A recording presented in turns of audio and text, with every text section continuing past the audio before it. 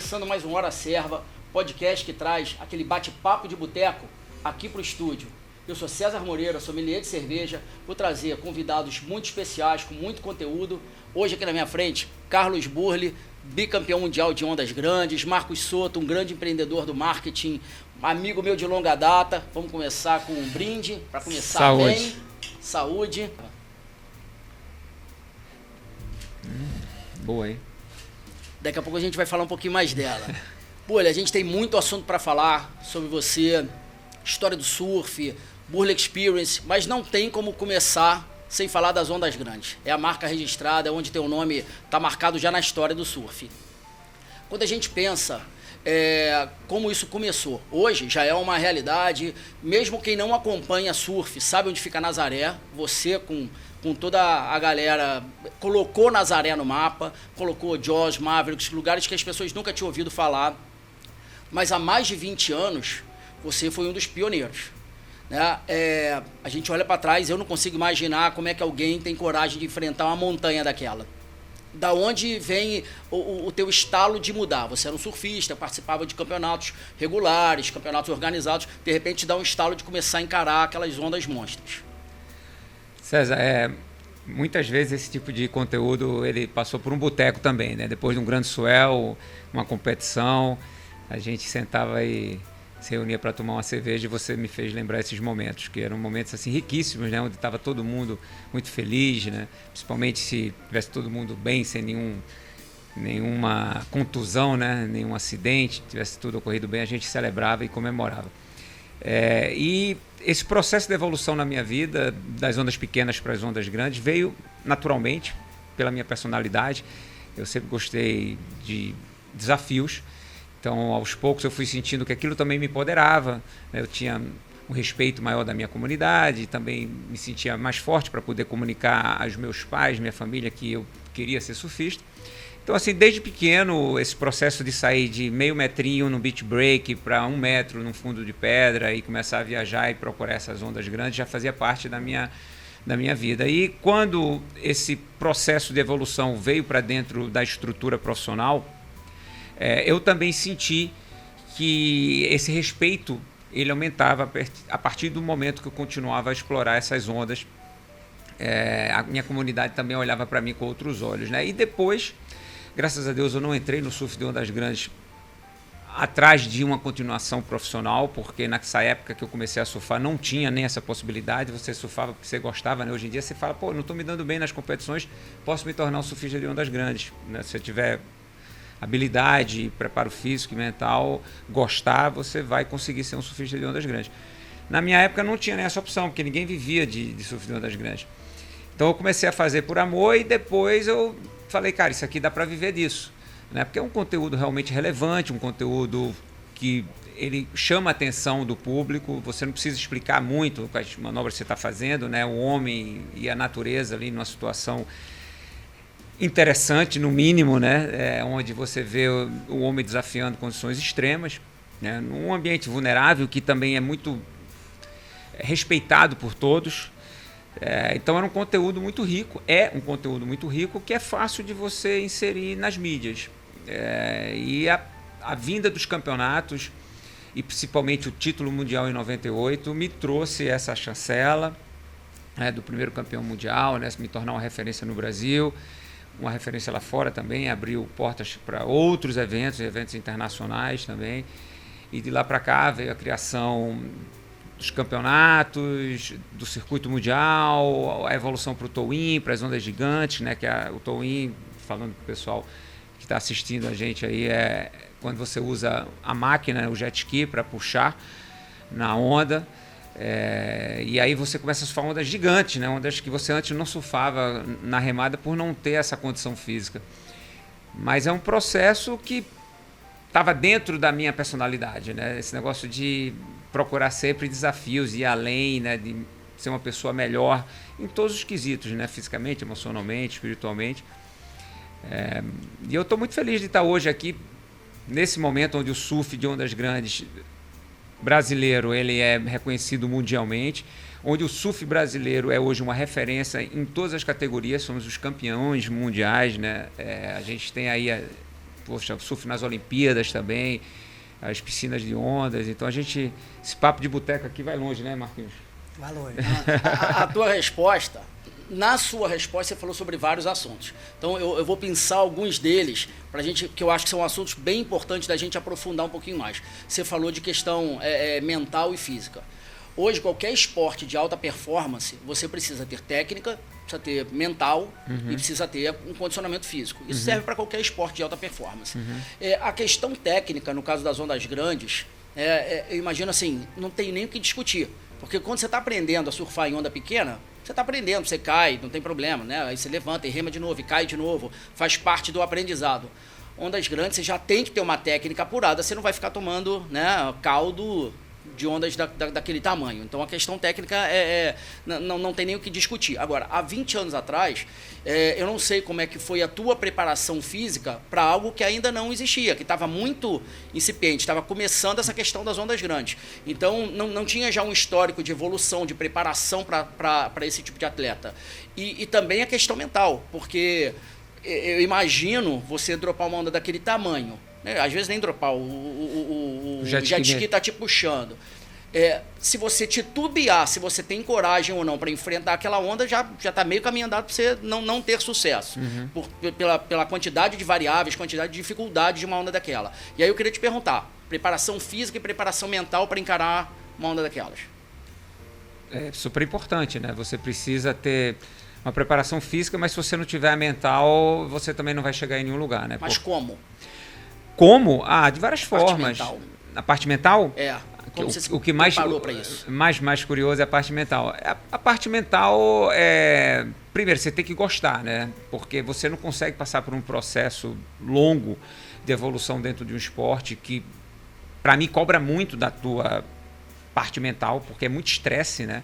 É o que você falou, você está surfando numa condição onde você está se expondo totalmente, o ambiente ele é um ambiente que você não controla, você se sente vulnerável, então você está sobre uma pressão e um estresse muito grande. E manter a cabeça no lugar nesse ambiente é o mais importante. Como que eu me preparei para isso? Desde cedo eu sempre gostei muito do autoconhecimento. Então esse processo de autoconhecimento, para mim, ele me trouxe até onde eu estou hoje, porque você vê, eu estou com 55 anos e tenho uma carreira muito longa, né?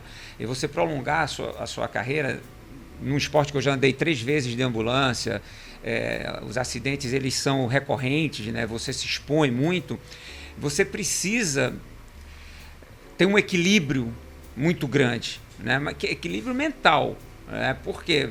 Porque o equilíbrio para surfar, senão você nem começa a surfar, né? Mas o equilíbrio mental é que vai fazer a diferença. E o equilíbrio mental vem da prática de colocar na tua rotina diariamente o que vai te fazer bem. O que é que vai te fazer bem? Aí você, com essa personalidade que é minha característica, né, de autoconhecimento, eu comecei a entender que uma alimentação saudável, uma meditação de manhã cedo, uma yoga, posturas, respiração, descanso, tudo isso, né, acesso à medicina natural também, né, a gente usa alopatia, mas é importante porque a medicina natural faz você se questionar, faz você se entender, né, então é a dor como ferramenta para você se conhecer mais, né, e não uma medicina que vai lá e apenas encobre o sintoma, né? Então, assim, esse processo, para mim, ele foi muito mais importante do que o processo físico, porque o processo físico era uma coisa do garoto que tinha habilidade, que levava jeito, tinha talento para pegar ondas e começou a trabalhar fisicamente para surfar ondas maiores. Não foi tão simples, porque a gente não sabia as consequências, né? Então muitas lesões aconteceram, né? Você vai surfar uma onda muito grande, você nunca tinha surfado antes, poxa, que tipo de lesão você vai ter, né? Então por isso que eu tenho todas essas lesões. Mas esse outro lado mental fez com que eu passasse por todo esse processo de uma forma positiva, né? Com muito aprendizado, e tivesse hoje uma condição de ter uma qualidade de vida boa. Então eu diria que o autoconhecimento para mim foi o mais importante, porque você vai saindo do caminho, é normal, né? A gente como seres humanos, tantos estímulos, o ego, você começa a ficar famoso, o ego ele pode te tirar do teu objetivo, poxa, uma contusão pode criar um trauma e você não voltar mais, uma ausência de um apoio familiar, né? O nascimento de um filho, minha filha está aqui no estudo comigo, né? Você pode ficar muito frágil e não surfar mais essas ondas. Então, todos esses obstáculos e desafios que a gente tem na vida da gente, se você pega uma pessoa desequilibrada, ela pode realmente ficar ali no meio do caminho. Mas se você tem uma mente mais consciente, onde você consegue decifrar as tuas emoções e colocá-las no lugar certo, né? Por exemplo, medo. Eu tenho muito medo, mas o medo não me parou, né? O medo serviu como ferramenta de desenvolvimento, como que eu posso me preparar melhor fisicamente, emocionalmente, individualmente, em time, usar a tecnologia, reconhecer bem o ambiente para aí estar evitando os riscos, né? Toda a parte de EPIs, né, que são os equipamentos de segurança, tudo isso, sabe? Assim, se não fosse o medo, eu não ia nem me preparar para estar aqui hoje com você, né? Então o medo ele é muito importante. Então lidar com as emoções sempre foi muito importante na minha vida, para mim, tá? Senão eu não estaria aqui hoje. Senão eu não estaria hoje aqui com o Marcos Soto do meu lado, e a gente iria também falar sobre o nosso lado profissional, né? Sobre o desenvolvimento da carreira e trazer para o lado do empreendedor. Porque tudo que você vai fazer na vida dá medo, né, César? Tudo dá medo. Quando você falou, eu vou fazer o Hora Serva, deu medo? Então, é isso que eu ia falar. Você ser corajoso é diferente de você ser destemido, né? Corajoso é você enfrentar os desafios. Agora, o cara que não tem medo de nada, ele acaba não colocando nenhum tipo de limite, ele acaba não reconhecendo suas fraquezas, que eventualmente ele precisa melhorar, trabalhar em cima disso. Então, quando você me falou, você teve medo de começar a trabalhar com cerveja, né? Quando eu comecei a trabalhar com cerveja, era uma época que não era tão comum como hoje. Hoje, a maior parte das pessoas, mesmo quem não tome frequentemente cervejas artesanais, antigamente, né, torcia o nariz, cerveja é diferente, né, você tem que ter isso como um objetivo a ser ultrapassado, como você teve lá teu desafio das ondas gigantes. Eu acho muito mais fácil tomar cerveja do que enfrentar uma onda daquele tamanho, mas tudo bem, cada um tem os seus desafios. O que eu acho que não pode é ser destemido, né, entrar de peito aberto, sem saber os seus limites, que eu acho que é aí que a coisa pode desandar. É uma falta de respeito, né? Você vai negligenciar os estímulos que estão vindo, né? Então, assim, se a vida está te estimulando para você, de alguma forma, ter uma leitura mais consciente daquela situação, né? E muitas vezes isso vem pela insegurança que você sente em pisar num terreno novo, como foi o nosso caso, né? Você imagina, a gente surfava ondas enormes, e de repente chegam pra gente e falam assim, não, vocês vão surfar aquelas ondas maiores ainda, porque você agora não precisa nem remar para essa onda, o jet ski vai te levar. Aí você fala assim, pô, mas eu nunca caí numa onda dessa, né? Eu nunca sofri um acidente numa onda dessa. Que tipo de equipamento que eu vou usar, que eu nunca usei um equipamento para poder surfar uma onda dessa. E foi uma época muito legal, porque a gente fez isso tudo, né? Tanto com a ajuda da máquina, até depois o retorno da remada, onde a comunidade toda se reúne e fala assim, não, mas agora a gente vai remar nas maiores ondas do mundo. E uma onda como o Jaws, que era conhecida como uma onda onde você só conseguia surfar ela na remada, quer dizer, com a ajuda da máquina no Toin, a gente começa a surfar na remada também, fazer campeonatos mundiais na remada em Jaws. É muito desafiador, né? Eu já me acidentei 2 vezes em Jaws, eu tenho muito respeito por aquele lugar, então você imagina o trauma de voltar e surfar novamente naquela plataforma, naquele cenário ali, né? Agora, uma coisa que eu queria ver, você me falou sobre a evolução do jet ski, né, EPIs, os materiais de segurança de uma maneira geral, então a gente estava falando da evolução do esporte. Tá? Quero fazer um paralelo, assim. Se você pegasse ali na década de 70, Shaw Thompson, Mark Richard, botasse numa máquina do tempo e botasse os caras agora, vendo os caras dando aéreo, 360, voando para tudo que é lado, porra, prancha com controle total do surfista, a gente vê que nesse período teve uma evolução muito grande em relação a equipamento, produtos. Hoje tem uma indústria voltada para essa evolução. Se a gente pegasse o Carlos Burle hoje, botasse uma máquina do tempo daqui a 10 anos, como você acha que vai estar o surf de ondas grandes, pelo que você está vendo, sendo sinalizado de evolução no esporte? Olha só, César, é engraçado porque se a gente olhar a história ela é para a gente visitar o passado e ele servir como referência, né? Então existe muito aprendizado nesse olhar. E dá para ver que a partir do momento que os seres humanos eles vão quebrando barreiras, paradigmas, eles se motivam para que algo que nunca aconteceu antes comece a ser possível, né? E a nova geração ela se alimenta disso, né? De quebrar barreiras, de fazer algo que nunca foi feito antes. E a geração atual tem que deixar esse legado que ela tentou dar o melhor para deixar algo de positivo para as próximas gerações, né? Então, assim, o futuro das ondas grandes, no meu ponto de vista, são manobras que a gente ainda não sabe que elas são possíveis, são ondas surfadas em condições que a gente nunca imaginou que fossem possíveis e com uma tecnologia que a gente não usa ela ainda hoje em dia, né? Então, assim, com certeza o caminho é esse. A gente vai estar, daqui a 10 anos, sentados ou mesmo vendo num holograma isso acontecer e todo mundo chocado. Nossa, 10 anos atrás a gente não imaginou que isso poderia acontecer, porque isso faz parte do processo da vida, né? E a gente está vendo que é comum, né? É um caminho natural da evolução dos seres humanos, da evolução da natureza. A gente faz parte da natureza, né? Você falou do surf brasileiro, que hoje em dia está dominando o mundo. Dos últimos 9 campeonatos, 7 vieram para o Brasil, né? Quando a gente começou a acompanhar o surf, lá atrás, eu estou me colocando como um apreciador, né? Uhum. A gente viu alguns nomes quebrando essas barreiras lá atrás. Até o primeiro título, né, do Medina, e dali para cá, os títulos... O Brazilian Storm não é uma tempestade de verão, uma tempestade que entrou para ficar, né? E eu considero que ali naqueles títulos tem um pouquinho de Carlos Burle, tem um pouquinho de Fábio Gouveia, tem um pouquinho de Teco, Neco. Você se sente assim? Porque eu acho que é um motivo de orgulho para quem veio naquela geração, que era um outro momento do surf. O Brasil era visto, né? Tipo, esses surfistas brasileiros, os australianos, os americanos tinham uma posição acima. É verdade. A gente viveu isso, né? É verdade, eu sei. Então, assim, a gente via que era claro isso. E vocês começaram a quebrar as barreiras, começaram a quebrar as pedras que tinham ali, né? Então, eu reconheço isso, né? Vocês, que começaram lá atrás com todas as dificuldades.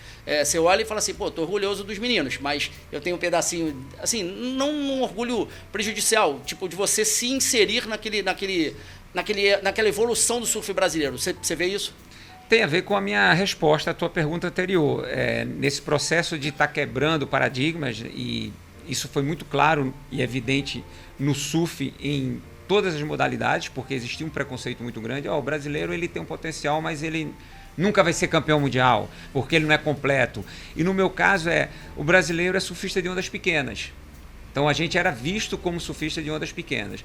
Então, quando o Brasil vence o primeiro campeonato mundial em 1998, o Rodrigo Rezende, né, o Rosaldo Cavalcante, ele era técnico, né? Então, a equipe brasileira saiu de lá com o campeonato mundial individual e por times. A gente quebra um paradigma muito grande e, para mim, está muito claro todo esse movimento, porque... Naquele ano de 98, o Medina tinha 5 anos, ele não surfava ainda. O Gabriel Medina tinha 5 anos, ele começa a surfar com 9 anos, ele começa a surfar 4 anos depois, ele já era campeão mundial de ondas grandes. Então, ele nunca na vida dele ele ouviu falar assim, olha, o brasileiro é maroleiro, porque dali para frente ninguém mais falou o brasileiro é maroleiro. Como assim? Os caras ganharam dos australianos, que eram os grandes personagens daquele momento, os protagonistas, né? Eles dominavam, né? Sempre tiveram uma força muito grande no surf, dos americanos, dos havaianos, né, e de outras nações. Então, o Brasil ganhou um campeonato mundial em ondas gigantes, né, as maiores vistas até então em Todos os Santos, no México. E a gente muda essa história. E dali para frente nós somos campeões mundiais. Então, isso motiva essa nova geração a entender que eles poderiam também. E é lógico que eu vejo que eu fui motivado pelos meus antepassados a estar onde eu estou hoje, né? Pelo legado que eles deixaram, pelos aprendizados e ensinamentos que eles deixaram. E eu sei que tudo que eu fiz serve de alguma forma de motivação, estímulo para que a nova geração também possa voar mais alto. E aí é que está. Agora a gente está como referência. Como é que a gente faz? Você falou, né? Não é uma tempestade de verão, né? O Brazilian Storm ele veio para ficar, mas bem, o americano não está satisfeito, o australiano não está satisfeito, outras potências virão, né? Porque a gente sabe que as piscinas de ondas artificiais vão levar o nosso esporte para outros lugares no mundo onde ele não tinha antes condições de ser praticado. E isso é muito interessante, né? Porque nós somos o país do futebol e não ganhamos uma Copa do Mundo há muito tempo. Por quê? Porque é um esporte muito disputado hoje em dia, né? E tem muito investimento, né? Tem muito conhecimento, né? Cada vez mais a inteligência artificial está presente nos esportes também, então você tem database, tem performance de número, né? E para onde a tecnologia vai levar tudo isso, cara? Assim, eu quero viver muito para acompanhar essa evolução, está sendo super interessante. E você acha que essa não aceitação lá atrás dos australianos, dos americanos, de uma certa forma foi quebrada, porque não tinha como negar o talento do Medina, do Adriano de Souza, do Felipe Toledo e tal, não tinha como negar, mas eu acho que está começando a incomodar tanto tempo de hegemonia brasileira. Lógico. Assim, talvez alguns meios não tenham essa liberdade de questionar a arbitragem, mas eu acho que ficou muito escancarado nesse último Mundial que a WSL não queria de novo o Brasil no topo, né? Olha só, o que fica mais difícil da gente estabelecer é um critério padrão, né? Então a gente sabe, primeiro, né, para botar todos vocês que estão acompanhando aí, o surf é um esporte subjetivo, né? O julgamento é totalmente subjetivo. Então, assim, você não faz um gol 1-0, 1-1, empatou, né? Então, tem estilo, tem velocidade, tem radicalidade, tem inovação, manobras, tem risco. E o que aconteceu foi uma variação desse julgamento. E culminou em uma etapa, que foi a etapa da piscina da onda, né, na Califórnia, a piscina de ondas artificiais na Califórnia, que foi uma etapa que teve no circuito, onde a gente viu o Gabriel Medina com surf super inovador perder uma bateria para um surfista, um australiano, com um surf mais de linha, né, que também tem o seu valor, né, um surf de borda, um surf forte, né, que tem o seu valor. E aí todo mundo começou a se perguntar, mas vem cá, o quanto que inovação e risco tem de peso dentro do critério? E aconteceu um momento assim de desconforto emocional, né? Os brasileiros, eles são muito emotivos, né? Principalmente os fãs mandaram mensagens assim muito fortes nas mídias sociais. Criou-se um clima, mas eu entendi, né, como um movimento natural da comunidade. Eu não vi o Medina, não vi o Ítalo, não vi o Filipinho ou o Iago, alguém se expondo nas mídias sociais de forma agressiva. Eu só vi um questionamento pedindo uma clareza maior. E a grande final agora em Trestles deixou bem claro, né, que realmente assim, a valorização do estilo do surf brasileiro, que tem o power surf, tem o surf de borda, né, tem as linhas, tem também a inovação, foi valorizado. Então, assim, acho que a comunidade brasileira estava com esse receio, né, porque viu o Ethan, que é o Ethan Ewing, é isso mesmo, obrigado. Viu o Ethan Ewing crescer muito na competição, realmente ele estava um nível acima na velocidade, no surf de borda, né, jogando muita água, com muita harmonia, fazendo as manobras radicais. Ele ganhou bem do João Chianca, aí depois ganhou bem do Colapinto, né, e foi para a final, né, foi para a grande final ali. Na grande final, a questão era, poxa, se ele mantiver esse estilo de surf que bate ali com o Filipinho, mas o Filipinho trouxer a manobra inovadora, será que os juízes vão valorizar ou vão manter só o julgamento? Não, a gente só vai valorizar mesmo a manobra de borda, água, né, quantidade de água que você joga na manobra. E ali na final não, os juízes valorizaram também, né, inovação, risco, e isso fez a diferença. Eu acho que, né, como você falou, existe uma tentativa para equalizar o julgamento, né, porque o surf brasileiro está muito dominante, né? Se você pegar Filipinho, Gabriel Medina, Ítalo Ferreira, Iago Dora, João Chianca, né, esses caras que estão andando lá na frente, cara, você olha assim, você fala, são 5 já, né? E estão um degrau acima, né? Talvez o Grife Cola Pinto, o Itaúí não, no máximo não, ali. Talvez não, esses caras chegam juntos. Esses caras chegam juntos. Mas, poxa, é um australiano, um americano, sim, né? Aí o João também que surfa pra caramba, mas, cara, o João tá vendo que o funil aperta.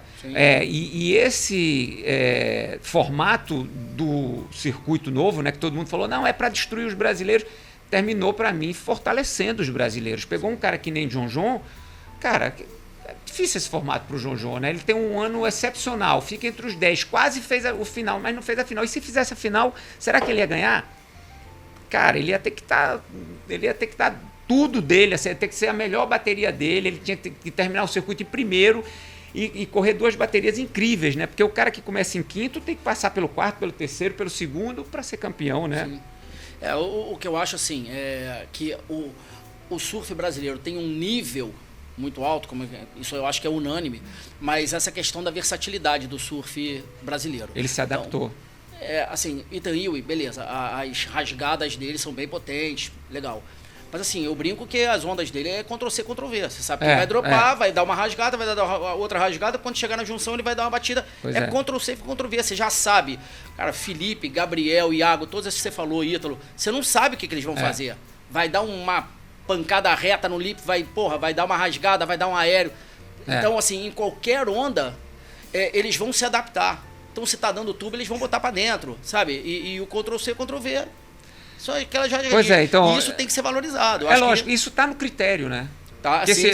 O que deixou de manobra, os brasileiros indignados, né, com alguns julgamentos foi justamente isso, porque você está assistindo ali a transmissão, está acompanhando a etapa, está vendo os comentários e vê também as regras.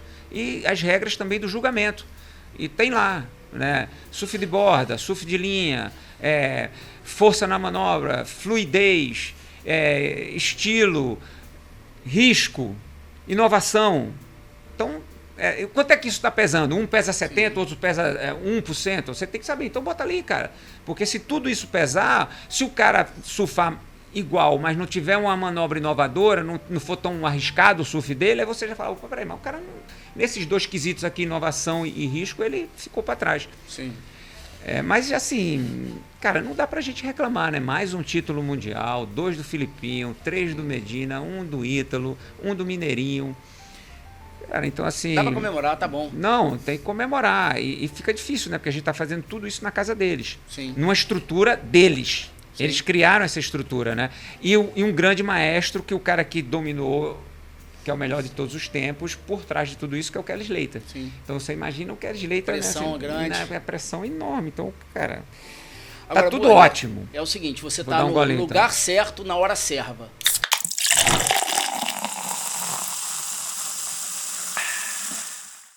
E vai me dizer o que vocês acham dessa cerveja, um estilo diferente, não é tão fácil de achar aqui no Brasil. Light, gostosa, saborosa, tem um gostinho de fruta? Tem fruta, né? Tem fruta? Tem fruta. Eu gosto de laranja, parece ter um pouquinho de laranja aí. No aroma ela já aparece, já, ó. Tem casca de laranja, é uma Witbier, uma cerveja de trigo, só que com estilo belga. As de trigo mais conhecidas são as alemãs. Então eu trouxe esse estilo belga, que é um pouquinho mais refrescante, um pouquinho mais leve. Cerveja bem facilzinha de tomar. Hoje tá um calorão aí, tá legal de tomar. Então, mesmo, tá uma ótimo. Witbier. Eu vou completar o copo de vocês. Por favor, vamos pro second round, né? E daqui a pouco a gente vai falar um pouco mais com o Marcos também. Burra, pra você ter uma ideia, há quanto tempo eu conheço o Marcos e o quanto a gente gosta de surf. Eu ia pra casa do Marcos ver realce. Caramba, o realce me estimulou a vir pro Rio de Janeiro, né? Ah, que legal. Eu ia pra casa do Marcos ver realce lá. Não, no tempo em que as mídias eram escassas, né? Sim. Então você tinha que correr atrás, do conteúdo que você queria assistir, né? Então, assim, no surf, a gente tinha um DVD por ano, uma revista internacional que aparecia de vez em quando. Fita VHS, né? VHS.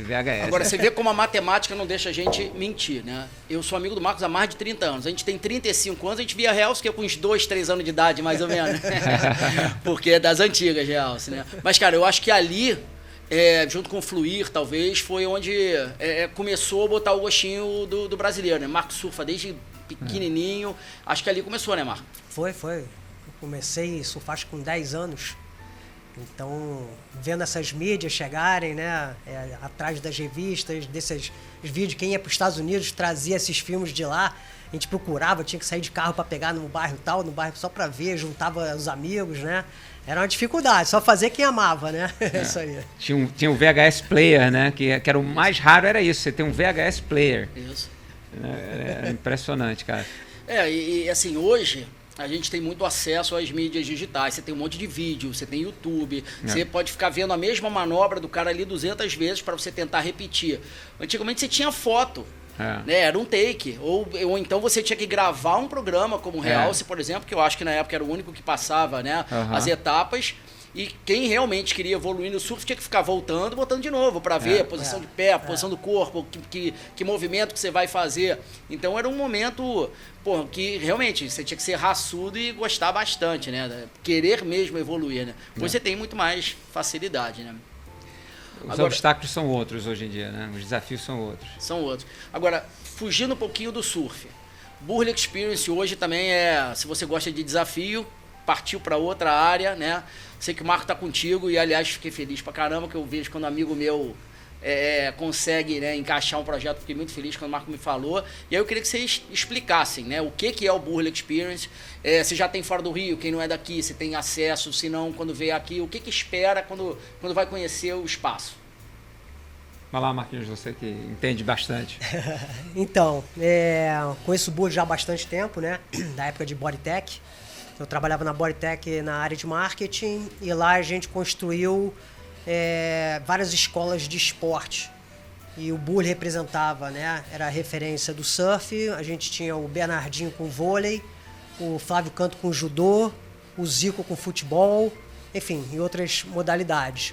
E aí que a gente se conheceu, a gente trocava bastante e eu surfava, né? Então, meu ídolo ali, trabalhando junto, a gente ficava super feliz, me dedicava bastante.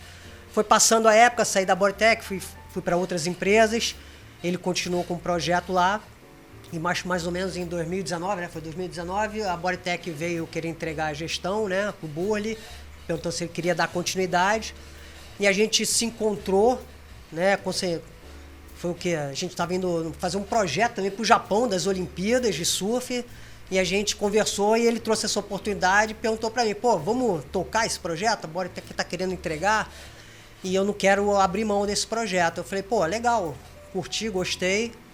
E a gente remodelou ele, né, porque era só uma escola de surf, né, a gente conversando. O Burley tem vários outros atrativos, né, a gente fala que é uma visão mais holística do surf, né, porque não só surfa, o carro-chefe do Burley Experience é o surf, mas aí agrega outras atividades complementares, como stand-up, canoa havaiana, yoga, meditação, enfim.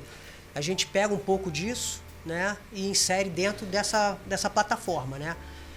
Deu super certo, né, a pandemia veio, foi aquela, né, que aconteceu para todo mundo que vai fazer, que vai acontecer. O lado bom foi que todo mundo estava indo pro outside, né, outdoor, né, atividades outdoor, né. Isso aí fez com que a gente crescesse muito rápido, né, e foi uma ida sem volta. Todo mundo que está lá fora praticando essas atividades não voltou mais para dentro, né? Então a gente desenvolveu bastante e a gente foi crescendo. Foi crescendo, as pessoas vendo, convidando a gente, né? Hoje a gente tem uma geração de conteúdo voltada para isso. Então a gente hoje, resumindo, é uma plataforma de lifestyle, né? De qualidade de vida, de bem-estar, né? Que a gente agrega todas esses pilares aí. E tem a sustentabilidade, que a gente está inserindo bastante hoje. O Burley também tem muito isso na veia, né? Ele sempre defendeu essas causas, é um ativista, né? Para essa causa. E a gente desenvolve bastante lá dentro de casa isso aí. E está na era do ESG, né, que falam, né, e a gente está bem antenado e bem praticando bastante, porque todo surfista é um defensor da natureza, né? Fere bastante a gente quando a gente vê a praia suja, um animal morto pego por uma rede de pesca. Então a gente naturalmente já faz isso, já limpa. A gente está surfando, a gente bota dentro da roupa os plásticos dentro. A gente chega na hora para tomar banho, tira a roupa, tá cheio de plástico dentro do wetsuit. Na praia a gente cata tudo. E a gente está fazendo isso também com essa geração que está vindo aí. As crianças lá, a gente já faz essa limpeza, elas já chegam, já limpam o lugarzinho delas ali. Então a gente tá fazendo esse trabalho aí para deixar um legado mesmo, entendeu? E experience não é à toa, né? É uma experiência mesmo, né? Você vai, tem o que comer, tem com quem conversar, porque fica uma galera ali que fez daquilo ali um point, né? Pode fazer, cada um faz uma aula diferente, de alguma coisa diferente, mas depois tá todo mundo ali, fica, eu vejo acompanho vocês nas mídias sociais e vira realmente uma experiência. A galera fica ali e acaba vivendo quase que como uma comunidade Burley Experience, sim. né? É uma vibe, né? A vibe é muito boa, a gente, né, o ambiente é um ambiente feliz, a galera tá praticando esporte, tá feliz, é um local de gerar amizades, muito família, né? Então acaba que fica ali. A gente tem um quiosque também, né? Então serve ali para estar amparando todo mundo, aí tem uma alimentação bem legal, um ambiente super descontraído, bem gostoso. Então assim, faz com que a galera fique mais na praia ali curtindo, entendeu? Tá, e vocês estão expandindo para fora do Rio? Sim. A gente hoje, né, tá no Rio de Janeiro, a gente está ali em São Conrado, né, junto com o Hotel Nacional. Tem o Eco Lounge, que é ali logo no início da reserva, que é um clube ecológico, então está muito alinhado com a nossa essência, né, a gente vivencia aquilo direto. A gente foi para Bali Park, que é em Lusiânia, né, em Goiás. Mas a cidade mais próxima é Brasília, né? A cidade grande mais próxima é Brasília. 50 minutos do aeroporto. Então o público é do Distrito Federal, né? Vai ser o maior parque da América do Sul, né? Está crescendo. Tá crescendo, é bem recente, né? Não tem acho nenhum ano, né? Tem um ano? Acho que não tem nenhum ano. Que abril não tem nenhum ano. Não tem nenhum ano. A gente está indo para Surfland agora, né? Vai ter em novembro aí a abertura. Então a gente vai fazer toda a operação do surf lá e as experiências, aulas particulares. E tem outros planos aí que a gente tá evoluindo também. Não, beleza. Aí na próxima visita vocês vêm para contar essas novas histórias, então. Sem dúvida. Burley, agora há pouco a gente estava falando sobre a facilidade das mídias para essa garotada, né? Para esse pessoal mais novo.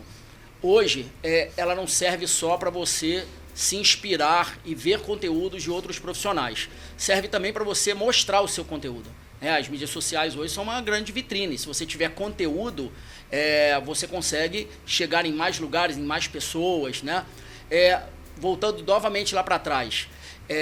A gente não tinha isso, não tinha mídias sociais. Quando eu volto a falar de quebrar barreiras, os patrocinadores eram fundamentais para poder alavancar a carreira de vocês, né? Não, continuam sendo, né? É super importante alguém que invista, acredite em você. Às vezes a família não tem condições, é um caçador de talentos hoje em dia, acontece muito mais do que na minha época. Na minha época era bem diferente de hoje, né? Então o surf tinha uma imagem marginalizada, ruim, o investimento era bem menor. As referências também eram diferentes das que a gente tem hoje. Então, as dificuldades naquela época eram muito mais de você construir uma imagem saudável e ter uma condição de competir dentro dos circuitos, fossem regionais ou no brasileiro, né? Porque era isso que se resumia o sonho de um garoto amador quando eu comecei em Recife, Pernambuco, em 1980. Hoje, o desafio é outro, né? Você tem vários talentos, você tem muito mais dinheiro, muito mais patrocínio, muito mais visibilidade, mas você tem uma competição muito maior. Porque na nossa época, com a mídia diferenciada, né? Que não é essa mídia que a gente vê aí hoje, está acostumado, né? Hoje a gente está gravando aqui, tem várias pessoas com várias câmeras, celular, todo mundo, né? Qualquer coisa que você fizer, né? Está sendo gravado, né? O surveillance que a gente né? Que é a vigia constante, né? Na nossa época lá era diferente. Então você, quando produzia um conteúdo, você conseguia um patrocínio, renovava um contrato de 1 ano. Hoje você produz um conteúdo, hoje amanhã você tem que produzir outro, né? Você compete com blogueiro, com influencer, com youtuber, mas em contrapartida você pode, através dessas plataformas, que é isso que é interessante, que eu falo muito para o Marcos, né? Todo mundo hoje é uma plataforma de comunicação, né? Através dessas plataformas, que são gratuitas, você pode também mostrar outros talentos, né? Então, eu posso estar querendo ser surfista profissional, mas eu não tenho esse talento todo.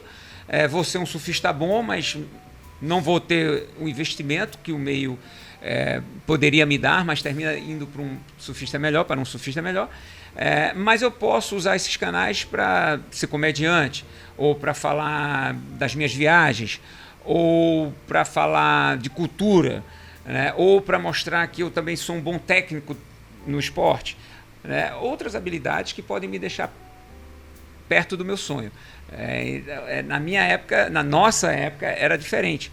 Mas eu gosto de pensar, César, como uma capacidade que o ser humano tem que é muito boa, Marquinhos, que é da adaptação. Sabe? A gente tem a capacidade de se adaptar.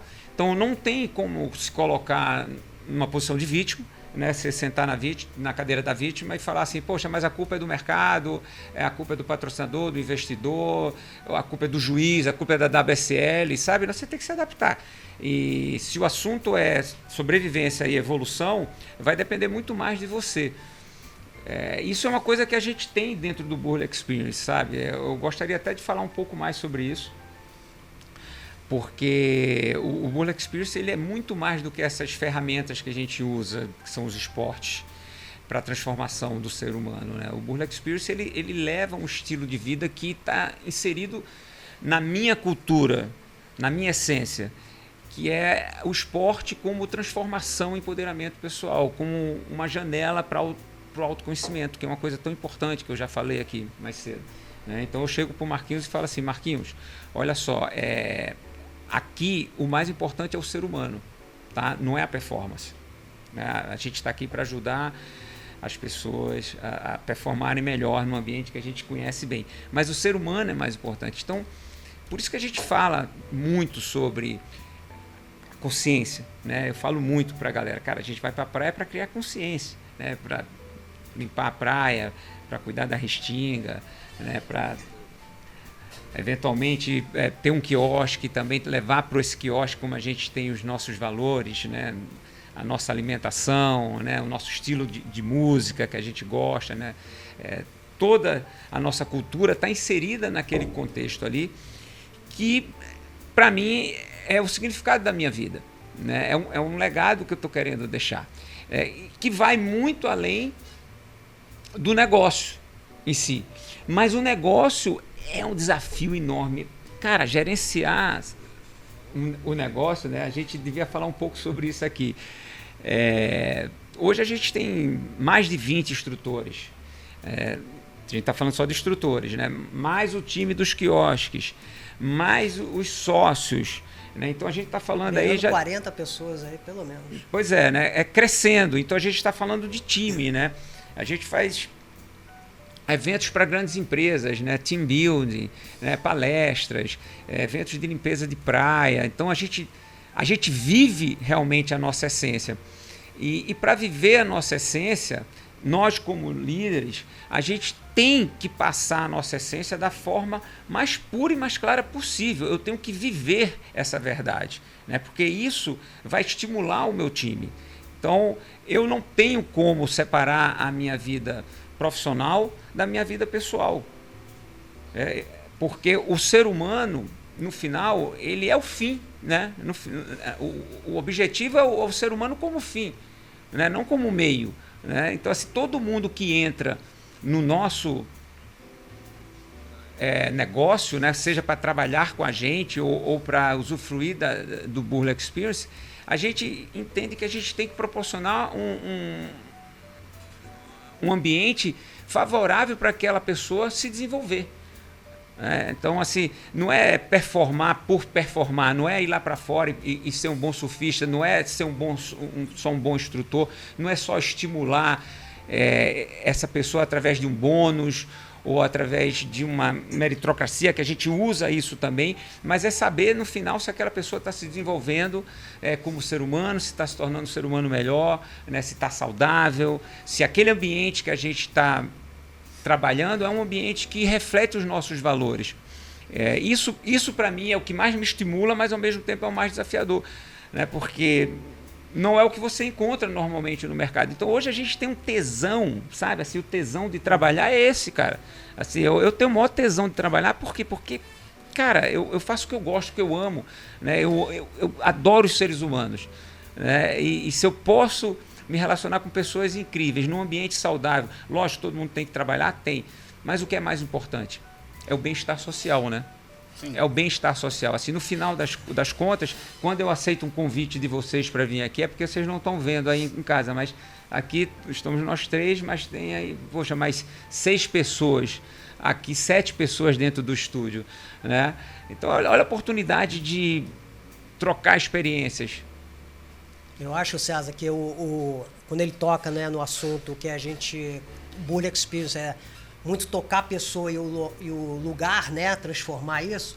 Acho que o maior exemplo que a gente tem é o projeto que a gente quer desenvolver lá em São Conrado, né?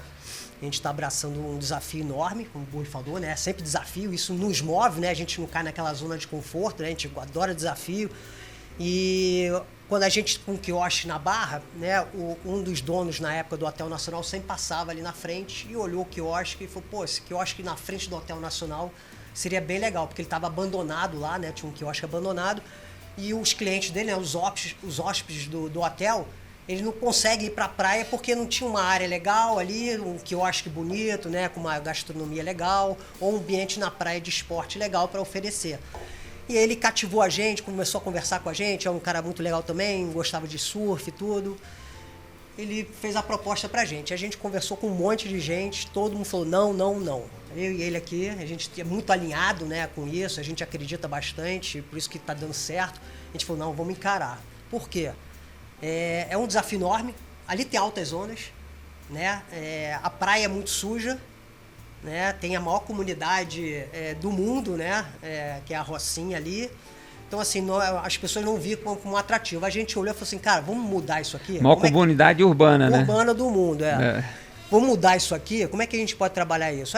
O Burle já ia muito lá, aqueles trabalhos que ele faz, né, de limpeza de praia, ativista, conhece muita gente lá, os locais, as ONGs, né? A gente se juntou e está desenvolvendo hoje esse projeto para lá. Hoje a gente está tentando viabilizar junto com a prefeitura ali uma pista de skate, com Pedro Barros assinando. Então a gente realmente quer fazer daquilo ali, vai se chamar Sanca Sport Park, né? A gente quer trazer o surf e o skate. Pô, imagina ali um ambiente fazer projetos sociais, né? Sim. Social muito forte e sustentabilidade, né? Então, como trazer essas pessoas, as crianças para treinar esporte, o skate, o surf, e também desenvolver ali a área de limpeza, a conscientização para eles, né? E a gente vê o projeto como um holofote para aquilo ali, né? Tá muito degradado, tá esquecido e a gente tá se juntando ali com várias pessoas da comunidade, as ONGs, para fazer isso acontecer. É um olhar para o bairro, né? Sim. Que é um bairro que tem várias divergências, né? Culturais, sociais. Sim. Barreira, né? É uma barreira enorme. Sim. Pois é. Que vai se refletir depois para outros pontos, né? Que o conceito vai se expandir, né? Sim. Pois é. A vontade da gente é tocar de uma forma positiva aquele lugar e deixar um legado, né? Você imagina que o que é que transforma o ser humano? É o meio ambiente, né? Então a gente se acha super poderosos, né? Que a gente fala assim, não, eu escolho o que eu quero, eu faço o que eu quero. Não, o meio ambiente ele é muito mais poderoso do que a gente imagina, então ele influencia muito mais nas nossas decisões. E o mínimo que a gente pode fazer é gerar um bem-estar social para que as pessoas possam se desenvolver de uma forma melhor. Então você desce o morro, vai para a praia ali, e você encontra uma praia com a língua negra, com resíduos sólidos, poluída, com a faixa de areia suja, com o calçadão degradado, sabe? E é um lugar tão bonito, é um cartão postal aquilo ali. Então a gente abraçou esse projeto pensando em deixar, né, já que a gente tem tanta coisa, né, a gente conseguiu tanta coisa, assim, poxa, vamos deixar algo. E é muito legal, porque ele tem esse cunho socioambiental que é uma coisa que é uma bandeira que a gente levanta muito forte dentro do Burle Experience. Então, fica aí a torcida e até fica aí também o recado para os políticos que podem estar ajudando a gente nesse processo, porque o Eduardo Paes até já assinou e embaixo já falou, eu quero esse projeto, mas tem que passar por todas as secretarias, por todos os órgãos, tem que ter a aprovação de todos os órgãos, né? A sociedade, as comunidades e as associações lá da Rocinha, todo mundo já abraçou, mas a gente precisa da ajuda de vocês, políticos, porque já tem até um investidor, né? Já temos investidor para construir a pista de skate, e para o resto do projeto a gente só precisa fazer acontecer realmente. É legal que a gente está já para encerrar, mas ficaram vários projetos em aberto, então na próxima vinda de vocês tem mais coisa nova para contar. Isso é bem bacana. Quero agradecer vocês, fiquem à vontade para dar as mídias sociais de vocês. Com certeza, o Bolha Experience, Instagram, @Bolha Experience, né? Em inglês, Experience. O site está entrando um site novo também, em breve aí vai ter um site também para vocês analisarem. E tem a sua rede social. O Carlos Burle. Carlos Burle. Tá ótimo. Você também não deixa de seguir a gente no Instagram, Hora Serva. Se inscreve no canal do YouTube, Hora Serva, e o nosso site, horaserva.com.br. Obrigado, Marcos Soto. Marquinho, para mim. Carlos Burle. Obrigado, César. Valeu, pessoal. Valeu, Marcos. Obrigado.